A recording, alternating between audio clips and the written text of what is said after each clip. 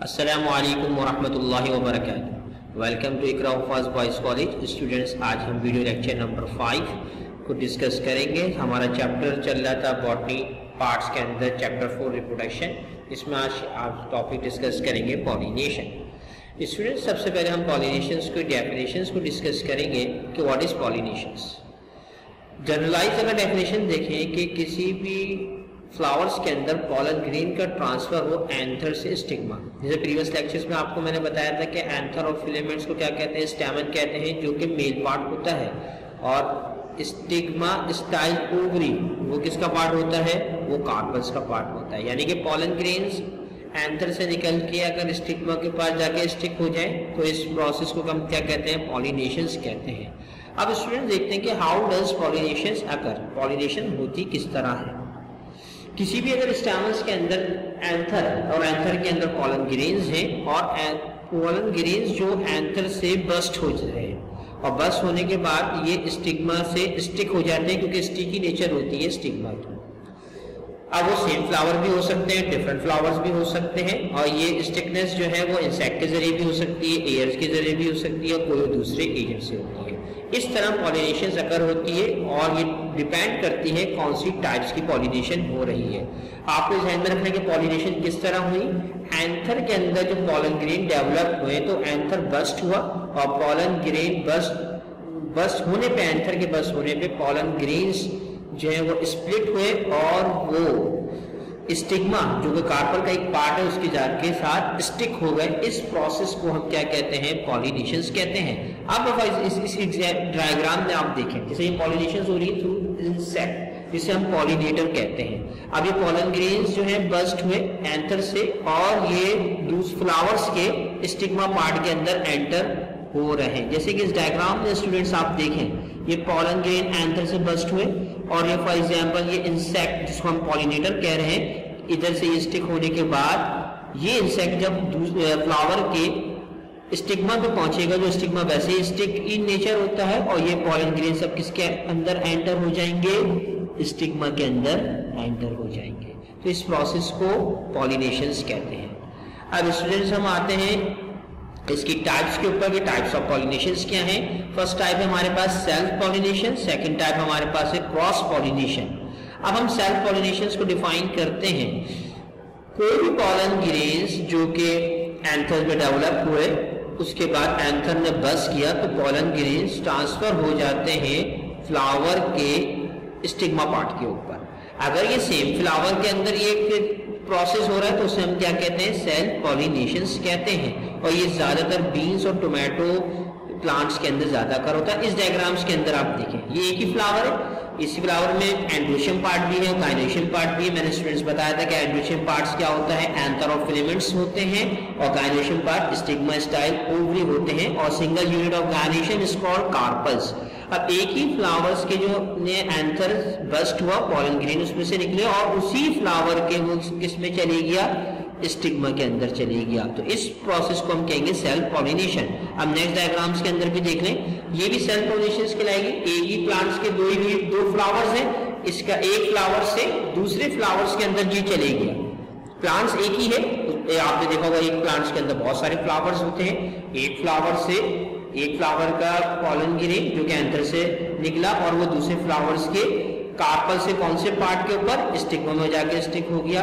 इस पॉलिनेशंस को हम क्या कहेंगे, सेल्फ पॉलिनेशंस कहेंगे। अब स्टूडेंट्स आगे डिस्कस करते हैं सेल्फ पॉलिनेशंस की सिग्निफिकेंस क्या होती है। सेल्फ पॉलिनेशन सिग्निफिकेंस ये होती है कि कोई भी जो भी प्लांट्स ने डेवलप होता है, क्योंकि पॉलिनेशन से आपको पता है कि फर्टिलाइजेशन का प्रोसेस अकर होता है। फर्स्ट डेवलपमेंट कोई भी सेक्सुअल रिप्रोडक्शन हो प्लांट्स के अंदर, तो फर्स्ट जो इनिशियल स्टेज होती है वो पॉलिनेशन होती है। फिर इसके बाद फर्टिलाइजेशन, पॉलिनेशन नहीं होगी तो फर्टिलाइजेशन भी अकर नहीं हो सकती। तो जो प्लांट्स डेवलप होगा इस सेल्फ पॉलिनेशन से आफ्टर द फर्टिलाइजेशन, उसके जो हेरिडिटी कैरेक्टर्स होंगे वो मदर प्लांट से सेम होंगे और प्यूरिटी बिल्कुल स्पीसी की बिल्कुल मेंटेन रहेगी। ये सबसे मोस्ट सिग्निफिकेंस होती है सेल्फ पॉलिनेशन की। अब इसके मेरिट्स देख लेते हैं। पॉलिनेशन एसेटेंड होती है, बिल्कुल आसानी से हो जाती है। पॉलन ग्रेन का लॉस बहुत कम होता है और प्यूरिटी ऑफ स्पीसीज इसलिए मेंटेन होती है क्योंकि सेम प्लांट्स के सेम फ्लावर्स के दरमियान पॉलन ग्रेन ट्रांसफर हो रहे हैं थ्रू एंथर टू स्टिग्मा, और ये एगलेस और एक्सटर्नल एजेंट की कोई रिक्वायरमेंट नहीं होती, यानी कोई विंड्स की रिक्वायरमेंट नहीं हो रही, इंसेक्ट्स की रिक्वायरमेंट नहीं हो रही, खुद ब खुद ये एंथर से जो पॉलन ग्रेन्स ट्रांसफर आसानी से हो जाते हैं स्टिग्मा के अंदर। ये तो एक मेरिट्स है सेल्फ पॉलिनेशन की। तो डीमेरिट्स की तरफ आते हैं स्टूडेंट्स। डीमेरिट्स में ये होता है कि स्पीसी बहुत प्योरिटी बहुत मेंटेन रहती है सेल्फ पॉलिनेशन के अंदर, तो वैरायटी ऑफ कैरेक्टरिस्टिक डेवलप नहीं हो पाते फ्यूचर प्लांट्स के अंदर या ऑफस्प्रिंग्स के अंदर, जिसकी वजह से न्यू कैरेक्टर्स के अंदर प्रॉब्लम आ जाती है, कॉम्बिनेशंस नहीं आ सकता न्यू कैरेक्टर्स का, प्रोजेनी वीक हो जाती है। प्रोजेनी का मतलब क्या होता है कि जब इनहेरिटेंस के अंदर कैरेक्टर डेवलप अगर किसी ऑर्गेनिजम्स के अंदर होते हैं तो उसकी प्रोजेनी स्ट्रांग हो जाती है, उसकी डिजीज जो है वो रेजिस्टेंस हो सकता है।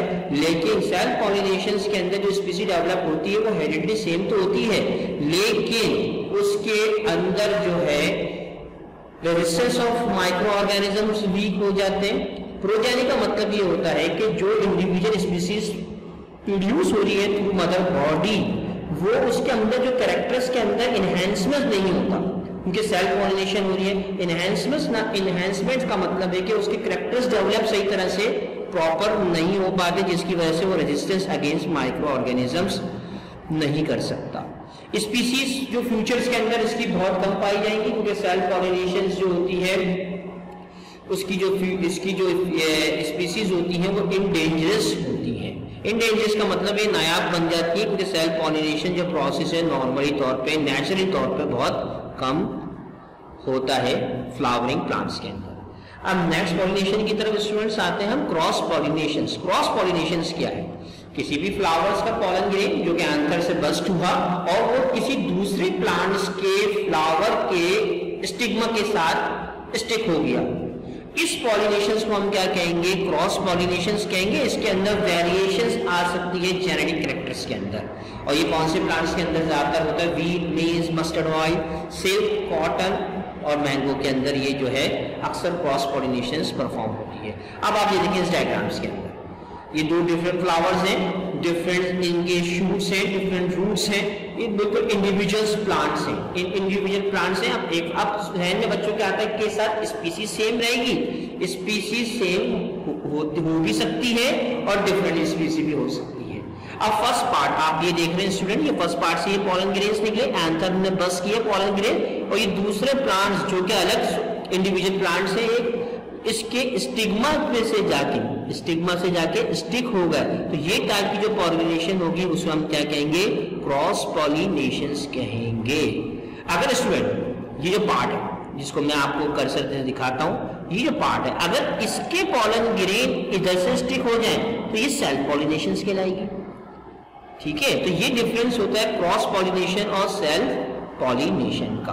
अक्सर स्टूडेंट्स के बाद में ध्यान में होता है कि सर एक ही प्लांट से बहुत सारे फ्लावर्स हैं, उनके दरमियान अगर पॉलन ग्रेन्स ट्रांसफर हो रहा है तो या उसको क्रॉस कहेंगे। क्रॉस के लिए आपको ये बात जहन में रखनी है कि इंडिविजुअल प्लांट्स होना चाहिए। अगर एक ही प्लांट्स के अंदर बहुत सारे फ्लावर है, उनके दरमियान अगर पॉलिनेशंस का ट्रांसफर हो रहा है तो उसको हम क्रॉस नहीं कहते, उसको हम सेल्फ कहते हैं। क्रॉस के अंदर प्लांट्स की अलग सेपरेट तमाम चीजें होनी चाहिए, तमाम पार्ट सेपरेट होने चाहिए। ठीक है स्टूडेंट्स, तो ये क्रॉस पॉलिनेशंस हैं। अब नेक्स्ट की तरफ आते हैं स्टूडेंट्स के क्रॉस पॉलिनेशन की सिग्निफिकेंस क्या है। मैंने आपको बताया था कि क्रॉस पॉलिनेशंस के अंदर इनहेरिटेंस कैरेक्टर, जेनेटिक कैरेक्टर की एडवांसमेंट होगी, क्योंकि वेरिएशंस आएगी जीन्स के अंदर, क्योंकि नॉन आइडेंटिकल फ्लावर्स के दरमियान पॉलिनेशंस अकर हो रही है और न्यू स्पीसीज भी जनरेट हो सकती है। मैरिज क्या है? Combinations of new characters occur, varieties form हो सकती हैं। जैसे आपने मैंगोज ट्रीज की एग्जांपल्स दी थी हमने, तो मैंगोज की वैरायटीज किस बिहाफ के ऊपर चेंजेस आएंगे? क्रॉस पॉलिनेशंस के लिए। सीड के अंदर भी चेंजेस आएंगी और सीड के अंदर टॉलरेंस लेवल भी बहुत ज्यादा होगा।